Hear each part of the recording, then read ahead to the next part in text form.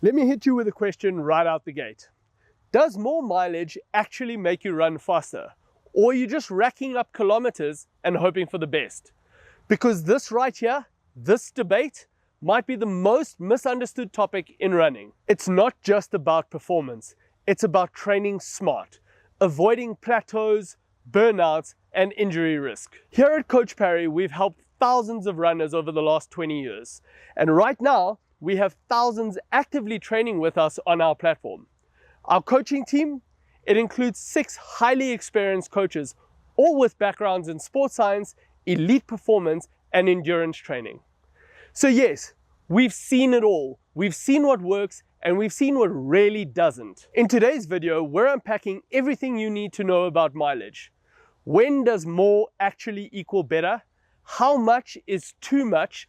And how to tailor volume with your specific goals, especially if you're over 40 or 50 or trying to balance life and training. Stick around because this is going to challenge some assumptions. Running more improves aerobic development. Your heart, your lungs, blood vessels, and mitochondria all adapt to help you sustain effort for longer. Essentially, our heart gets more efficient. It's able to take more blood in and pump out more blood per heartbeat. We generate more red blood cells so we can carry more of that oxygen down to the working muscles. We learn to adjust our capillaries and blood vessels to get wider or narrower so we can shunt blood to where it's needed most. And down at the muscles, we create more capillary beds so that more oxygen can actually get in. And finally, we get a higher mitochondrial density so that we can use more oxygen to generate the energy. Now, the thing is that those adaptations happen over time, but our physical body, our muscles, our tendons, our ligaments, can't sustain too much volume at a time, so we have to build that up slowly, bit by bit. So you're saying yes, more mileage works until it doesn't? Exactly, Dev. It hits the point of diminishing returns. The risk of breakdown starts to outweigh the benefit. Okay, we'll come back to that. But first, I know what someone watching is thinking. If elite athletes run 160 plus kilometers a week, shouldn't I do more too? Let's talk about where that logic breaks down. Dev, this is where context matters. Elite athletes have the time, genetics, support systems, and recovery practices that allow them to train twice a day, nap, eat optimally, and get weekly physio. If you're juggling a full-time job, family, and limited sleep, trying to match their volume is a fast track to injury. Particularly sleep is so important in the recovery cycle because if we're not getting enough sleep, we're actually not getting the same amount of recovery hormones that elite athletes are getting. When we sleep, particularly around the hours of 10 p.m. until 2 a.m. in the morning, our bodies are producing testosterone and growth hormone. They are so important in our ability to recover from the hard sessions that we're doing. Most of us are struggling to get into bed before 10, let alone being asleep by 10. And so just by the nature of our very lives, we actually compromise our ability to recover properly. Coupled with that, getting weekly massage, physio, and doing key recovery sessions are costly and time consuming. So we don't have the time to do all the things that elite athletes get to do to support their high mileage weeks. Plus, the way elite runners structure their week, it isn't just random distance, it's strategic. Which is the perfect segue into the next point. If mileage isn't everything, what actually moves the needle? I like to call them the 3 C's. Consistency, regular repeatable training over time. Composition, the types of sessions, easy runs, speed work, or long runs.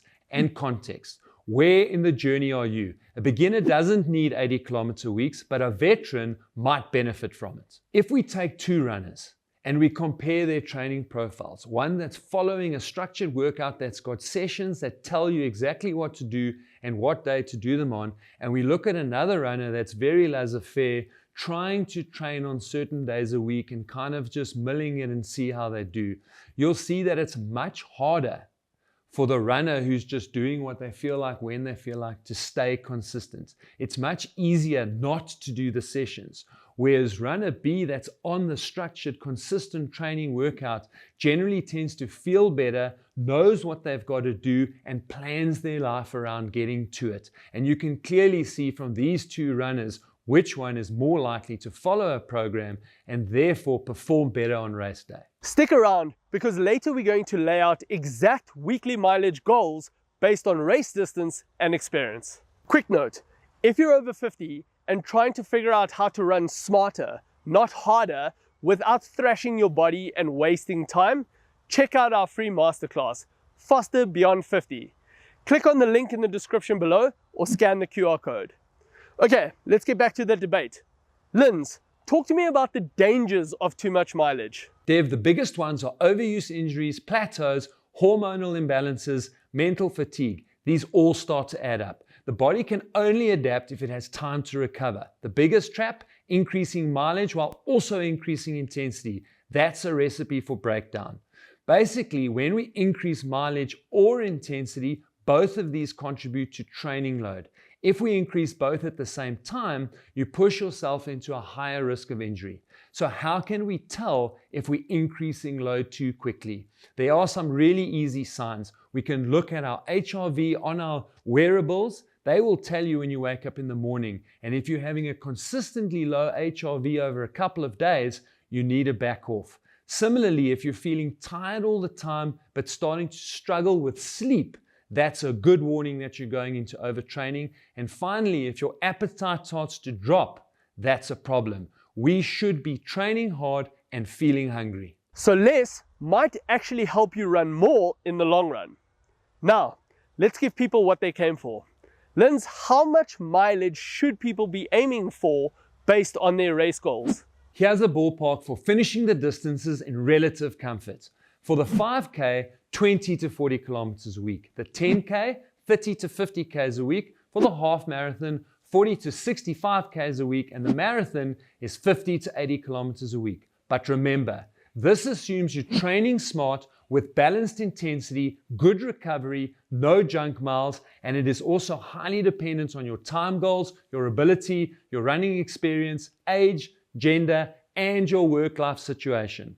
For example, if you're a beginner runner that's got a really hectic schedule, you're going to be far better off following 3 days a week than someone else with a bit more experience that's on a 4 to 5 day a week plan. It'll help you to get into the training better, recover better without putting too much pressure on you at the start of your journey. As you get more experience and you can handle more training, you can look to move on to a 4 or a 5 day training plan.